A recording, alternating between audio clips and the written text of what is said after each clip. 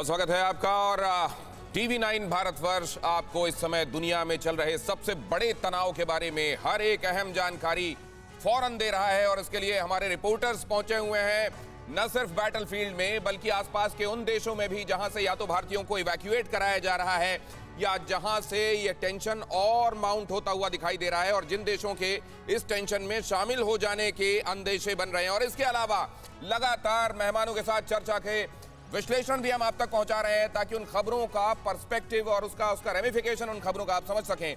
ये अहम खबर आपके सामने, रूस यूक्रेन हमले के बीच अभी की बड़ी खबर है। ये क्वाड की मीटिंग में यूक्रेन पर अटैक को लेकर बात होगी शाम 7:30 बजे। भारत, अमेरिका, जापान, ऑस्ट्रेलिया की मीटिंग। आप जानते हैं ये एक अलायंस है क्वाड, और इसमें भारत है, जापान है, ऑस्ट्रेलिया है और अमेरिका है।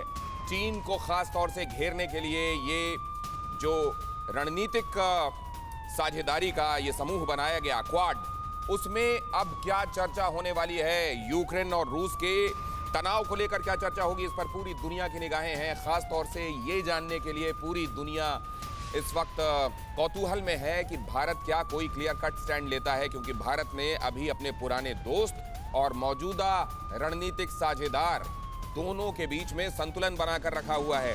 रूस जहां भारत का पुराना मित्र है, हर एक थिक एंड थिन में रूस भारत के साथ आकर खड़ा हुआ है। दूसरी तरफ अमेरिका है जो कि एक रणनीतिक बड़ा साझेदार है, हमारे व्यापारिक हितों से लेकर और रणनीतिक हित तक उसके साथ जुड़े हुए हैं। लिहाजा ये संतुलन बेहद जरूरी है ऐसे में क्वाड की मीटिंग में, क्योंकि ऑस्ट्रेलिया क्लियर कट अगेंस्ट रुख ले चुका है, जापान एक विरोधी रुख ले चुका है रशिया के खिलाफ, अमेरिका विरोधी है ही। भारत क्या करता है, इस पर सबकी निगाहें हैं। पुष्पेश जी हमारे साथ जुड़ रहे हैं इस खबर पर और ज्यादा विश्लेषण के लिए। सर, सबसे पहले तो शुभ संध्या, बहुत स्वागत है आपका इस शो में। और अब मैं समझना चाहता हूं सर कि भारत क्या ये अपना बैलेंसिंग एक्ट जारी रख पाएगा या कहीं पर उसको मुश्किल पेश आएगी? देखिए, मुझे लगता है कि भारत का जो संतुलन बनाने का तनी रस्सी पर कलाबाजी का खेल है उसे जारी रखना पड़ेगा। और मुझे लगता है कि दोनों पक्षों के बीच में समसामयिक या बराबर दूरी रखने का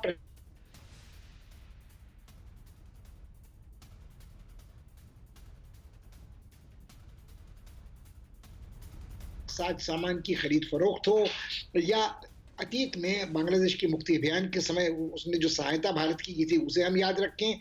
हाल के दिनों में पुतिन के आने के बाद से भले ही थोड़ा इसमें गिरावट आई है इस रिश्ते में, क्योंकि यूरोप की तरफ उनका मुख रहा है पुतिन का, मगर मुझे लगता है आज भी कोई बराबरी भारत के हितों में, सामरिक हितों में, आर्थिक हितों में।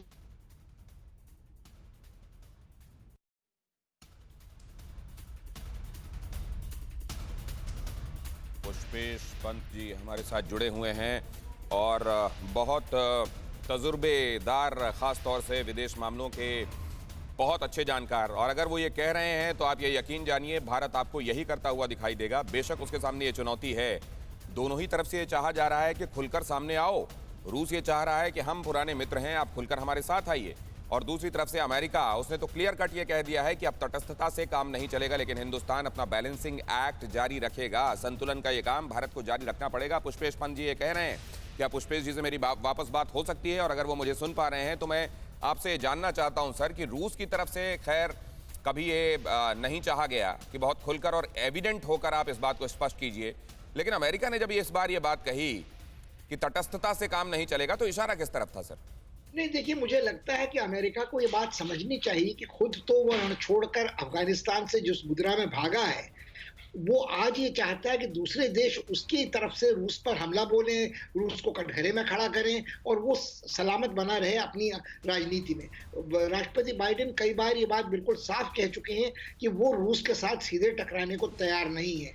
वो नारेबाजी करते रहेंगे, वो दिखावटी प्रतीकात्मक कदम उठाते रहेंगे। स्विफ्ट की बंदिश भी लागू करने में उन्हें कई दिन लग गए।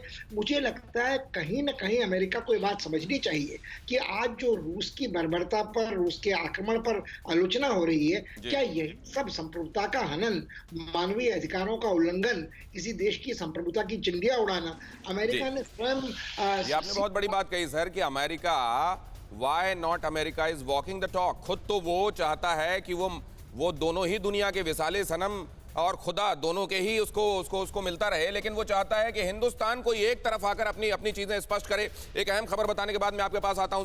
परवाह देश की, सोमवार से शुक्रवार रात 10 बजे TV9 भारतवर्ष पर।